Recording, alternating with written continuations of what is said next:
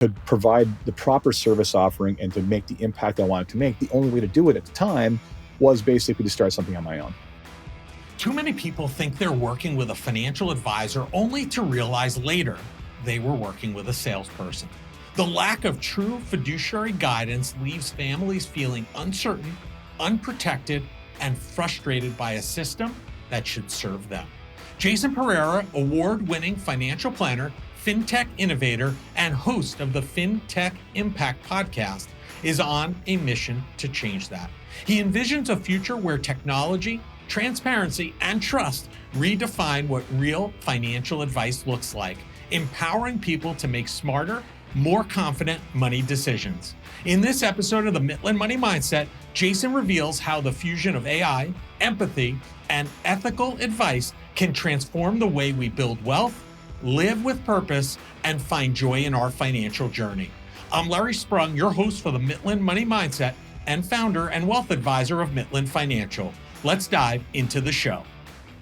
Well, I am super excited today to have Jason Pereira, a true advocate for the financial profession, and I'm excited to share with you his story and his journey. And welcome to the show, Jason. Always a pleasure, my friend. Yeah. Listen, before we jump in and talk about, a lot of what you're doing today, right? As an entrepreneur, I think our listeners are always enamored by the journey that entrepreneurs take and go through. So can you share your journey up into the point of becoming an entrepreneur? And then we'll talk a lot about that the rest of the show for sure. So, the origin story, me even getting into the industry goes back to some personal financial trauma. And my father had a successful business that unfortunately failed. And I saw and lived through at a young age what kind of financial turmoil could basically put stress on the family, right? So I saw that. Now my parents fast forward to today, still happily married, everything's great.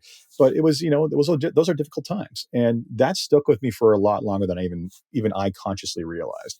And I think I sought out a need for security. And when I was in high school, I didn't want to go to university and blow a bunch of money on a degree I was never going to use. So I needed to get some workplace experience. So I did a work term, and as a teenage boy, what interests you? Well, money interests you, but there's also an overlap between that need for security.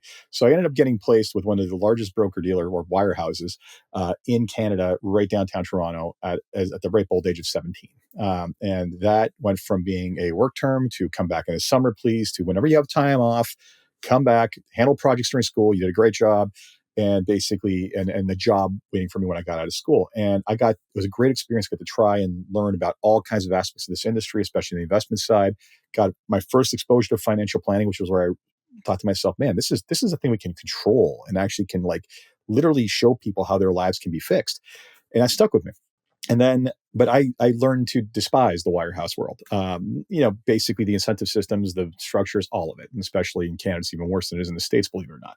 And I had the opportunity to leave and start an independent practice with another advisor. And frankly, the job market wasn't great at the time. So I figured, worst case scenario, I'll go do this for a year and I'll go do my MBA. So left, helped start that, realized I didn't know how to run a business, started taking in all kinds of best practices on the industry. And that went for about 5 years before there was kind of a breakdown in that relationship. And basically at that point, I knew what I wanted to do. Me and my business partner today knew what we wanted to do. And we said, we're never going to do it with the guy we're with. So we got to be able to leave and start our own thing. And that's what happened. Nice. So it sounds, because your dad was, somewhat of an entrepreneur, although it didn't necessarily work out as well for him. It sounds like the entrepreneurial bug was in your DNA, as they say. So to be fair, he was an entrepreneur even after the first failure. He continued to basically work for himself. So, but the funny thing is that I always thought to myself, again, in the mental need for security, that I never want to be an entrepreneur. There's too much risk to this. I need a more stable paycheck.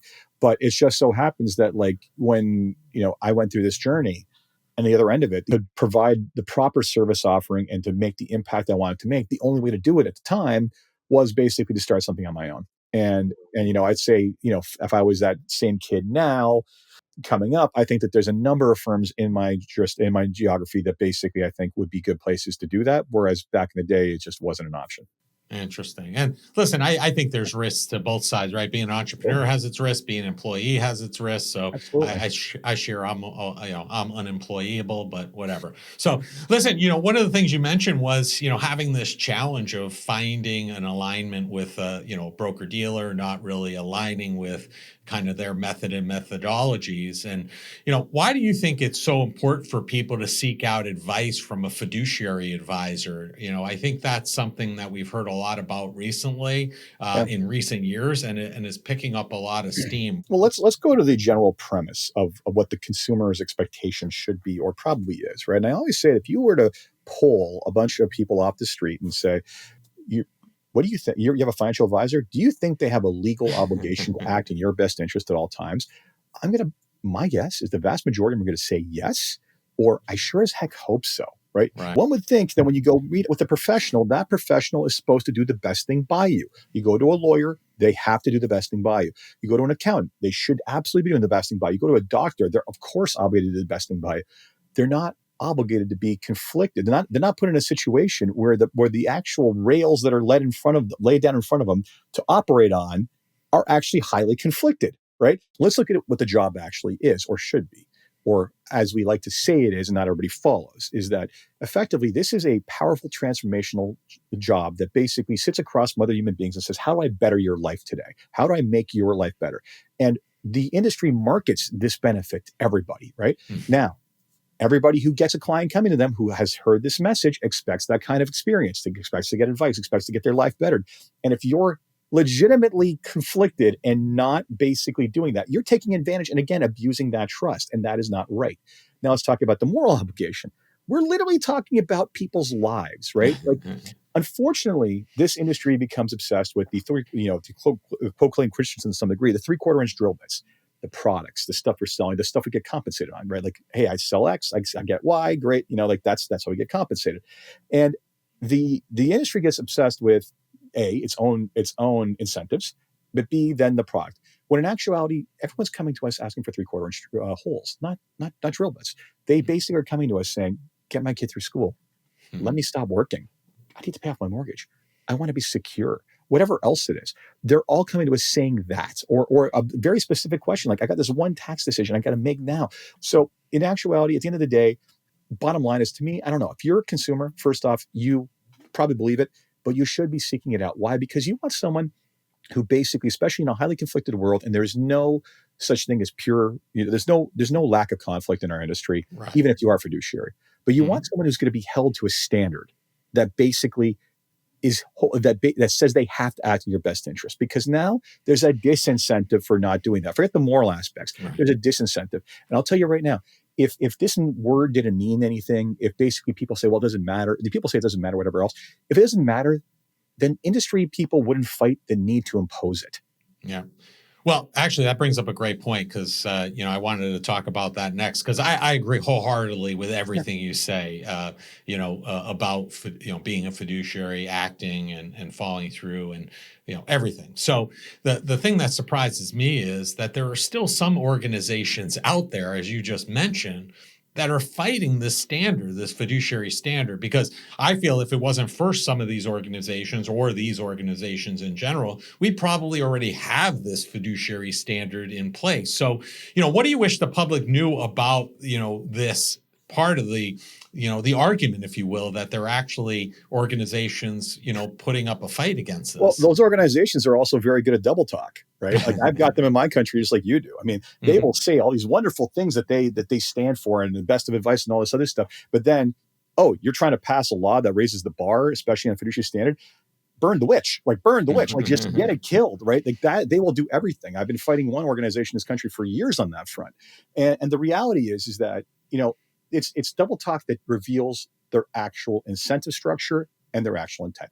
If they'll make arguments like it won't have an impact or it doesn't change anything, it's not going to get the bad guys out of the industry, all this other stuff. And I'm saying, my response is, so A, you're against accountability, and B, if it doesn't change anything, then what's your problem? Why are you trying to stop it?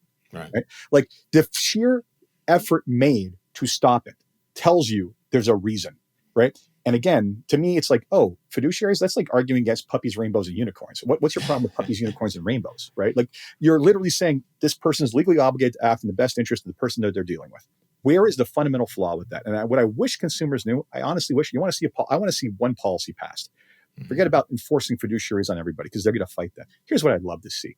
I would love to see a 12-point font, single page disclosure that says quite simply, the person you are dealing with is not a fiduciary. Therefore, they are not obligated or liable to act in your best interest at all times. Sign here, Mr. Client, before you do anything. Right. You know what? Let's pull back the curtain, the guys. If you think it's not going to solve anything, it's not a big deal. Get them to sign a document that says they accept the fact that you're conflicted.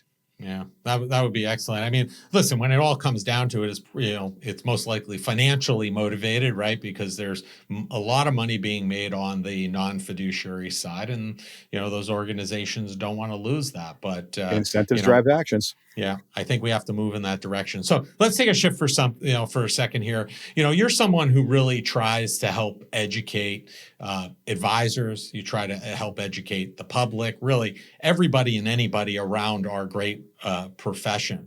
So what do you think right now, as it stands today, is the biggest misconception about financial planning? With consumers, beyond a doubt, is that it's too narrow framed around investing. Right. Too often, and it came, look, our industry our profession is a new profession, right? It's a young one. And not enough people truly understand that financial planning is really not about, the investing is a mechanism to an end. That's the reality of it. Mm-hmm. But it's the thing that catches their attention. It's things they need to know.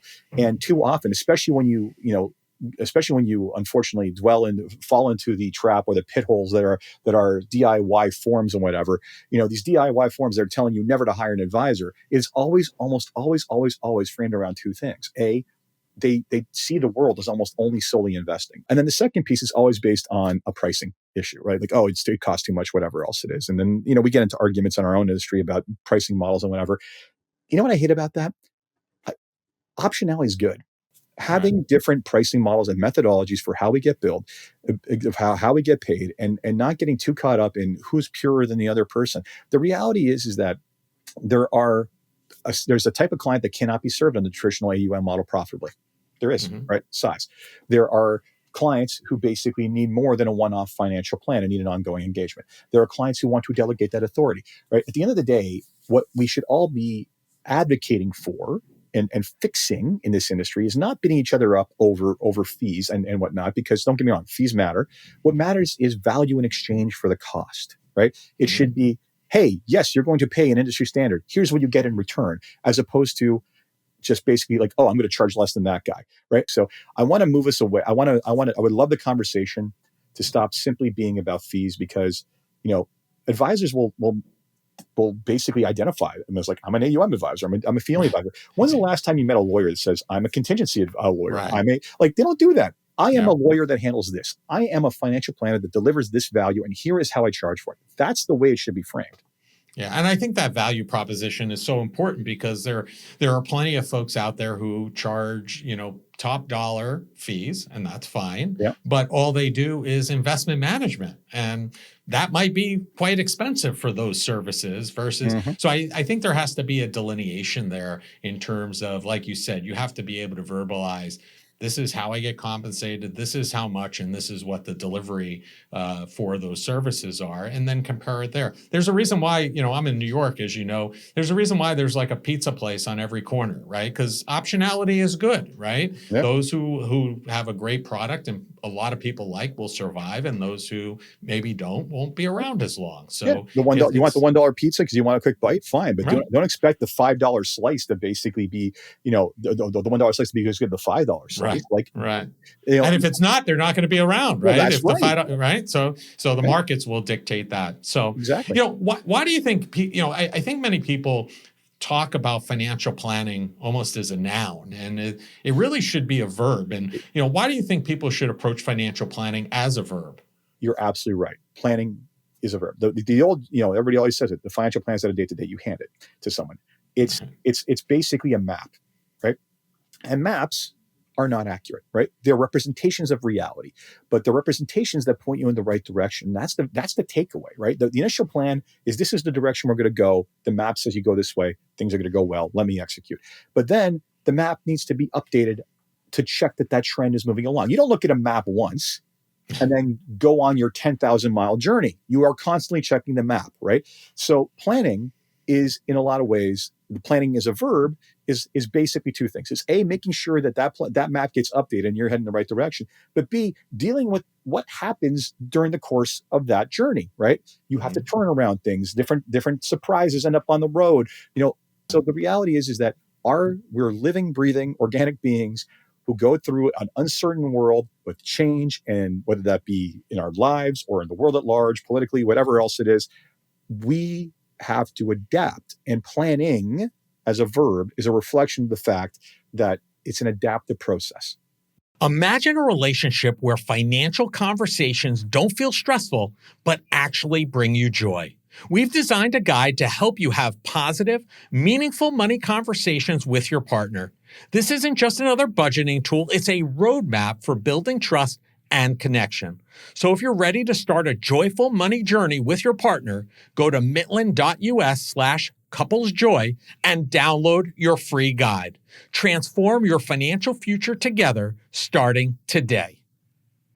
Let's shift over to AI for a second, because I think we'd be remiss if we didn't talk about that for a little bit here, because AI is really changing the world we live in each and every day. And right around the time of us recording, we were both at Financial Planning's Advice AI conference, which was really to explore how AI is transforming our space and our profession.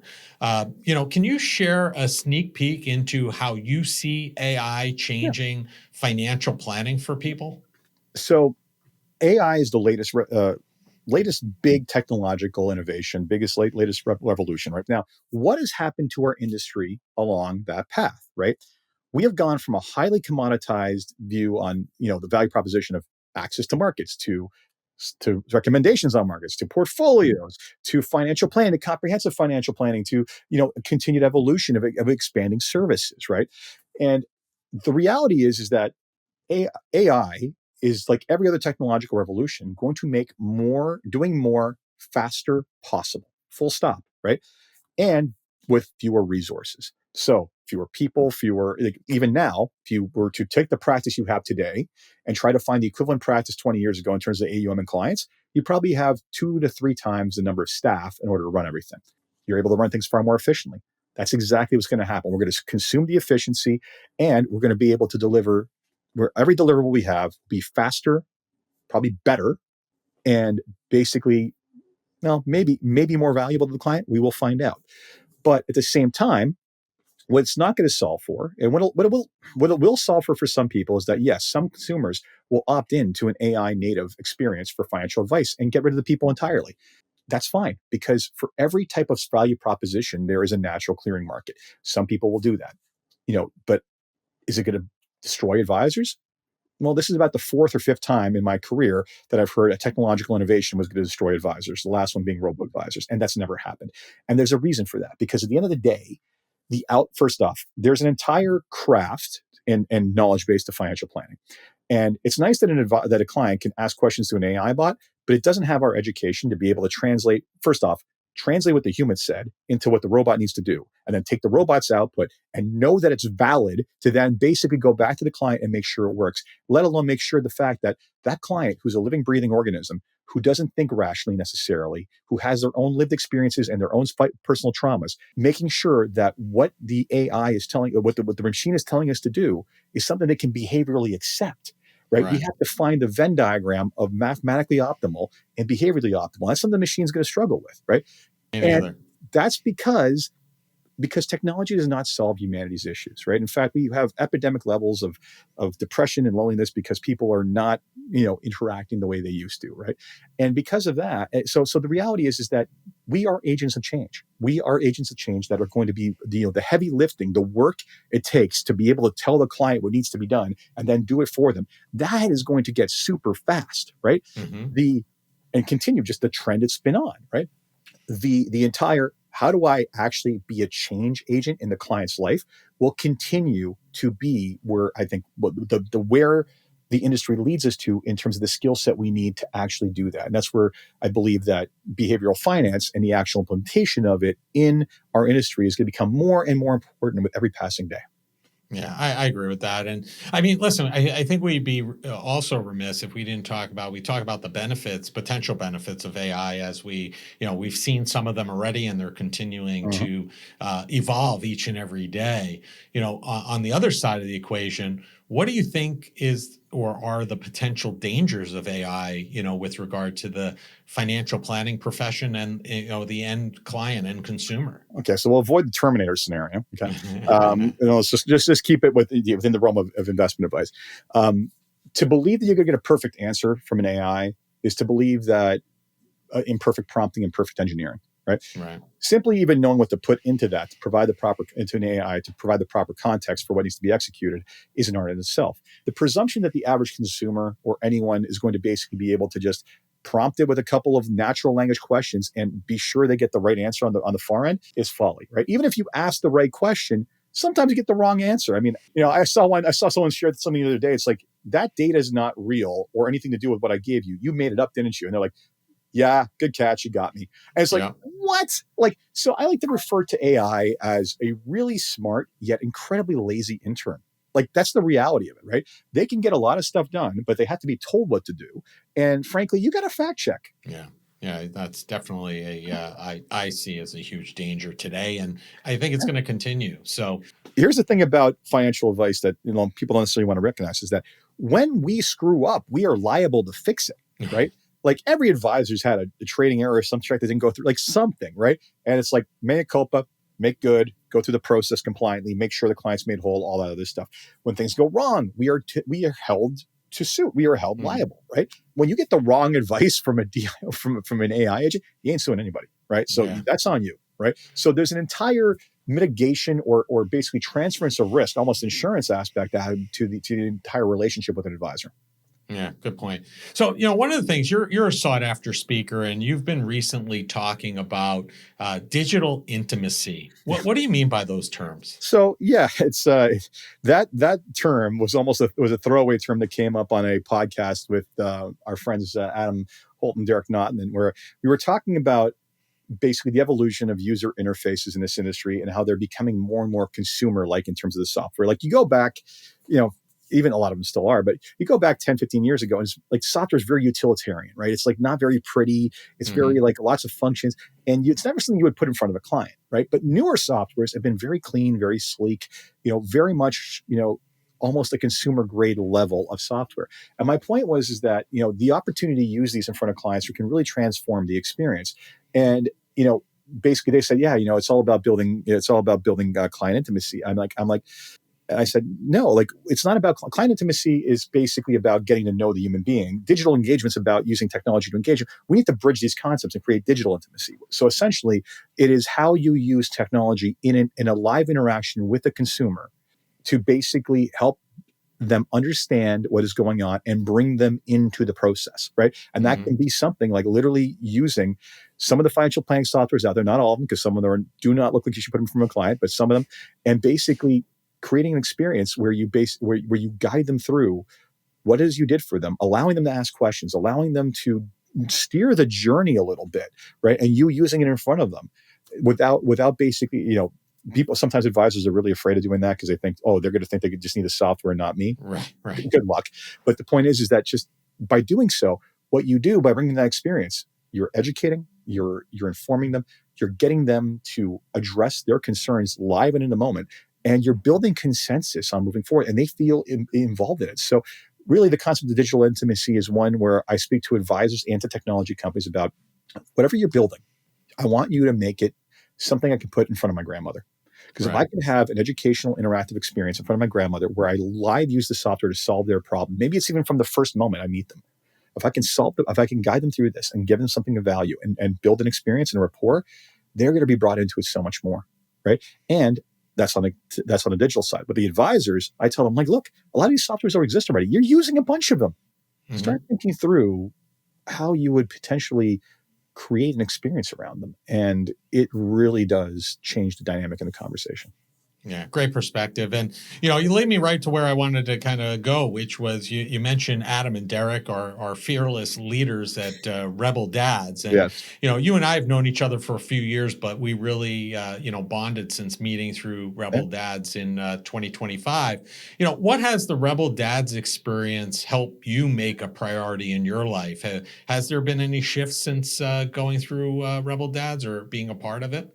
I think it's hard for any of us to go through that and not come out changed, right? I mean, like for those who've never heard about it or never experienced it, I mean, a bunch of entrepreneur dads having to spend time away from everything else and just focus for half a day at a time on some very serious questions. I mean, there was a lot of deep sharing going on there. There were many of us knew each other there. There was new people we never met before, but some people had some horrific stories of their experiences with their fathers, right? And we saw how like a lot of us were driven by some of these experiences, and you're always almost able to even the stuff that's horrible, you're able to get something from these stories that makes you understand your dynamic with your parents more, and then question your relationship with your kids, right? So, what did I take away from it? I mean, I think it reinforced my already existing belief that, I need to be here. Like ever since the day my kid was born, I'm like, before that, I didn't fear death. After they were born, it's like, okay, I got to be here for 30 years. Like I got to make sure that this is good, that what I'm holding is going to be okay, right? And so much of that was reinforced by that conversation, but also, there were tactics and tools and discussed for basically how to make sure that we work this delicate balance of taking care of not only our children but our other baby, which is the business, and how do you balance those out and make sure that the ones who are most important don't feel neglected, and just that, which is always going to be a struggle, but also the moments with them, right? Like things that the experiences that some people shared that they shared with their kids, and like I want to do that. I want to breathe. So I think everybody who came out of it, I mean, that was year 2 and I wasn't there for year 1, but people went to year 1 and came out to year 2. Like people were writing books, people were losing weight, people were fixing their businesses, they were reorganizing their lives. Since I left there, I'd say that there's been a greater focus on family, on making sure that I have literally, my calendar, which I very methodically cut out to make sure all certain things in work happened, that like, no, here's the block where no one touches my life but my kids, right? Here's the time that I save. Here's my commitment to them so that they know we are sharing this. Here's how we bring them into the conversation around how the family's planning out the trip, and and start to bring them, and also even lessons at different stages, like how do we start teaching about financial literacy and being responsible with money. And so there was so much to be shared amongst that group, and it's hard to put into words. Like we all came out of it, I think, transformed. Yeah, well, you did a great job putting it into words anyway, because I thank didn't you do for it justice. sharing that. So, listen, this conversation has brought me a lot of joy, and we end each of our shows asking our guests the same final question because people are waiting to hear what's most joyful to our guests. So, that is, what did you do today that brought you joy and put you in the right mindset for success? Oh man. So Fridays are an interesting day. We're recording on a Friday. And I do a lot of advisor technology consulting now with different firms who are basically 10 different companies on a regular basis. And Friday is the day that I load them all in. So it's half hour after half hour after half hour. And I have just been, I got to tell you, Fridays are, I love my day job. Fridays are super fun. So Fridays, I get to sit back and I get to help build the future. And what I've been doing all day so far has been basically just helping other entrepreneurs move the needle in their business, helping them build the solutions that are going to help us and so many others on an order of magnitude. So what have I done to basically create joy today is work on creating the future. Yeah. Sounds like you've spread other joy through other entrepreneurs as well. So that you're multiplying your joy, which is so it's interesting great. because like I'd say the rebel, the experience of being an entrepreneur, the experience of knowing so many entrepreneurs, the number of times where I am the one coaching them on taking care of themselves. It's like, oh, I probably have slept like, not a full night in 2 weeks. I'm like, you need to stop right now. Like literally telling these people they're going to burn out, and looking out for them on a human level as well. It's rewarding because they need to, if they're going to succeed, they need to basically make sure they're taking care of themselves. Yeah, take care of their full selves. Agreed. Yeah. So listen, we're going to have all your information in the show notes, Jason, but if people want to learn more about you, connect with you, what's the easiest and the best place for them to do that? Yeah, easiest place to do that is I have a website where I aggregate all my content. It's jasonpereira.ca. That'll lead you to everything I'm doing. Companies I'm advising, my day job at Woodgate Financial, all my social media platform stuff. So best place to find me. Awesome. Well, listen, it's been a pleasure having you on the show. I thank you for taking time out of your schedule on a Friday to share with us, and enjoy the rest of your day. My pleasure. Always a pleasure, my friend. What an inspiring conversation with Jason Pereira, a true champion for fiduciary integrity and the future of financial advice. His vision for combining AI, empathy, and ethics reminds us that money isn't just about the numbers, it's about trust, purpose, and living joyfully. Thanks, Jason, for showing us what's possible when innovation meets intention. Jason Pereira and all he is up to can be found across most social media platforms. All the contact information needed to find them can be found in the show notes.